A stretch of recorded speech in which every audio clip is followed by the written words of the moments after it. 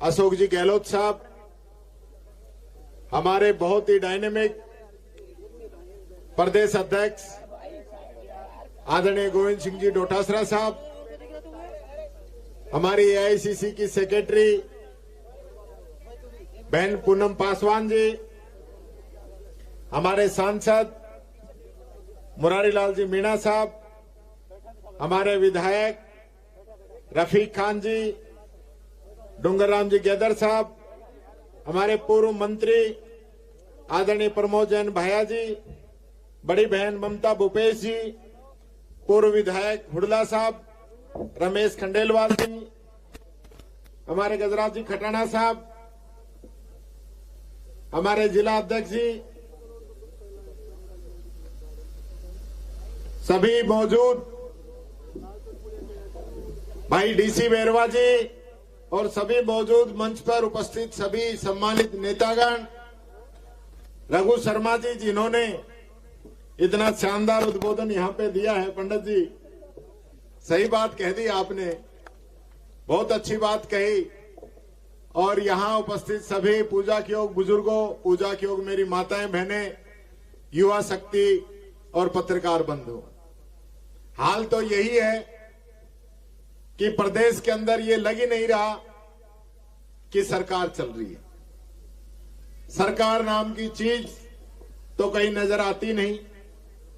जो भी काम आज की तारीख में चल रहे हैं वो हमारी पुरानी सरकार, कांग्रेस सरकार के समय में जो काम सैंक्शन थे सारे काम वो ही चल रहे हैं। नया कोई काम मैं चैलेंज करता हूं यहां अगर इस सरकार ने शुरू किया। ईआरसीपी के नाम पे लोग राजनीति करते हैं, बड़ी बड़ी बातें करते हैं।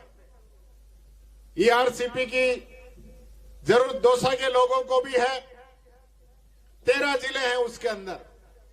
वसुंधरा जी ने स्कीम बनाई थी, अशोक गहलोत जी ने उसको आगे बढ़ाने का काम किया और 10 साल तक इसी बीजेपी की सरकार ने, जहां 25 के 25 सांसद राजस्थान से इनके हो, जल शक्ति मंत्री इनका हो, और उसको रोकने का काम इन लोगों ने किया।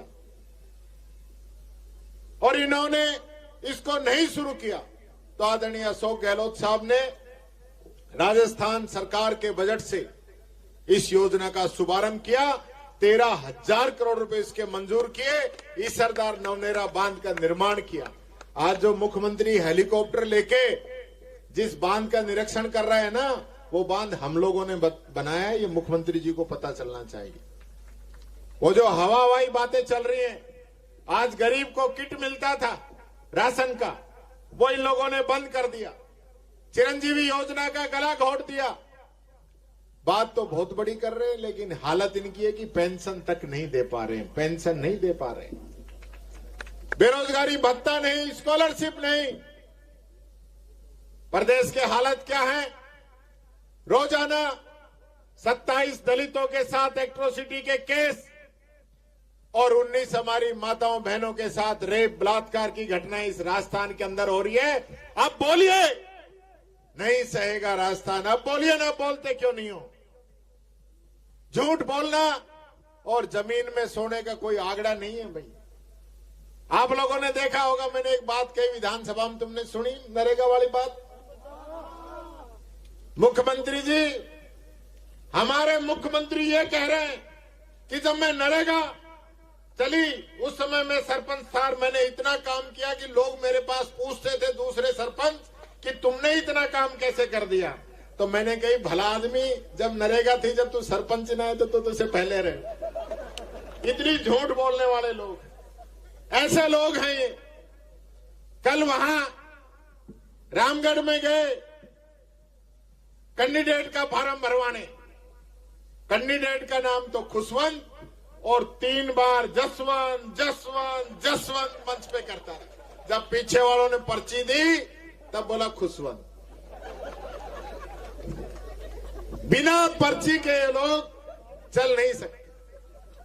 कल रामगढ़ में एक बात कह के, यहां दौसा में भी कही होगी कि कांग्रेस जो है भ्रष्टाचार की जननी है।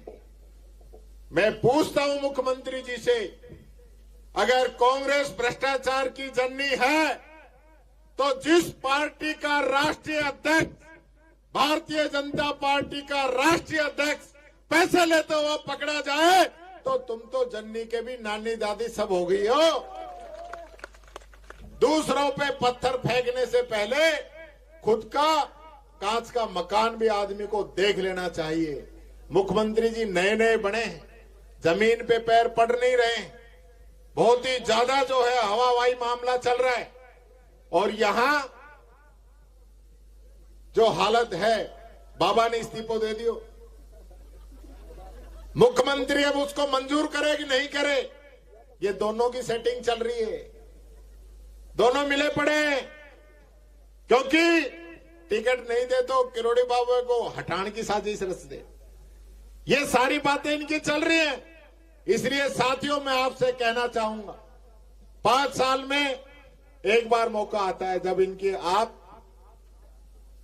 बाबा साहब भीमराव अंबेडकर के दिए हुए संविधान की ताकत से आप अपना नुमाइंदा चुनते। आज वो मौका आप लोगों के सामने है। मैं धन्यवाद देता हूं दो साथियों कि जिन्होंने लोकसभा में भी, विधानसभा में भी यहां से कांग्रेस के कैंडिडेट को, मुरारीलाल मीणा जी को, जो बहुत ही मिलनसार और आपके एकदम दिल की आवाज विधानसभा लोकसभा में उठा रहे, ऐसे व्यक्ति को चुन के भेजा। आज वापस आपके सामने एक चुनौती है, क्योंकि देश के अंदर आज जो ताकतें हैं, जिस प्रकार से चुनावों को कंट्रोल कर रही हैं, जिस प्रकार की धांधलियां चुनाव के अंदर हो रही हैं, और यहां भी राज का ये फायदा उठाना चाहेंगे।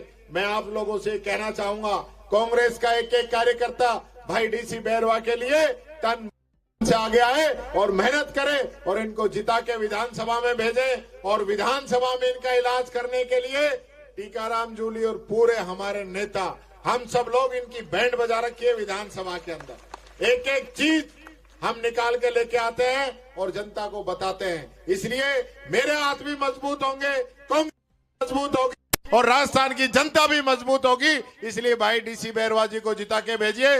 बहुत बहुत धन्यवाद। राम राम साहब। बहुत बहुत धन्यवाद जूली साहब। अब मैं आमंत्रित करता हूं एआईसीसी की सचिव, राजस्थान की सह प्रभारी पूनम पासवान जी को, पधारें और अपनी बात कहें।